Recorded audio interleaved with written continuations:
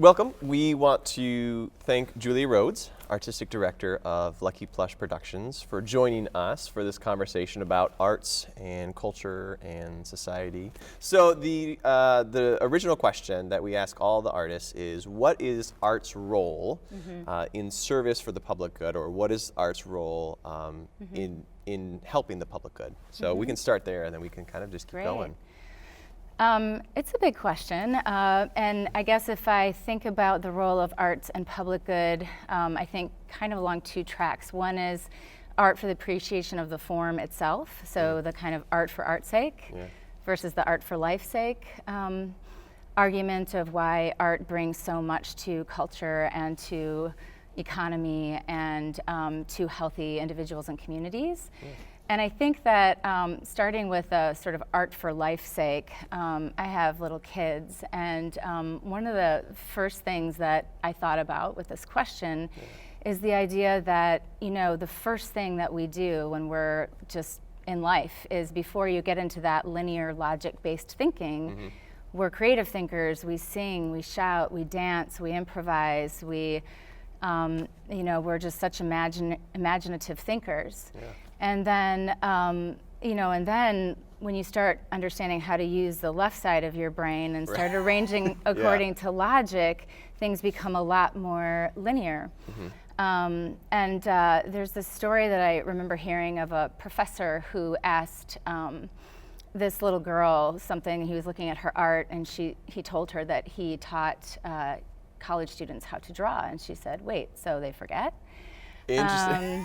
You know, and it's this idea that it's so critical to your early kind of development and to who you are as a human in the world when you're at those really early ages, and then so often we shut it down. But arts are so important to creative economies, but beyond that, it encourages really kind of integrated thinking, not just this sort of hierarchical linear thinking. It encourages people to challenge things that they know. People that have grown up in the arts are often really nimble and responsive, as opposed to sort of rigid and, no, this is the right way.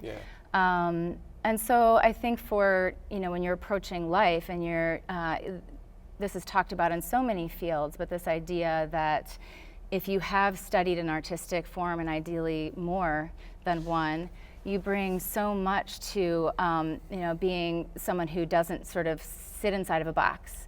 That you're going to be a creative problem solver. You're more inclined toward collaboration and ease with people, ease with new ideas, and that's where innovation really lies. And this is a great point, because I mean, how many times do you hear that CEOs of companies and things like that are asking, you know, the classic, how do we think outside the box? Yes, and so, exactly. You know, you have people entering the workforce who may have never taken an art class ever in their life. That's right. And fill in the art, dance, music, theater, you know, visual art, and yet how can you be expected to think outside the box if you sort of follow this linear track to get to set job A, B, or C? I think it was Einstein who said, logic gets you from A to B, imagination gets you everywhere. Oh.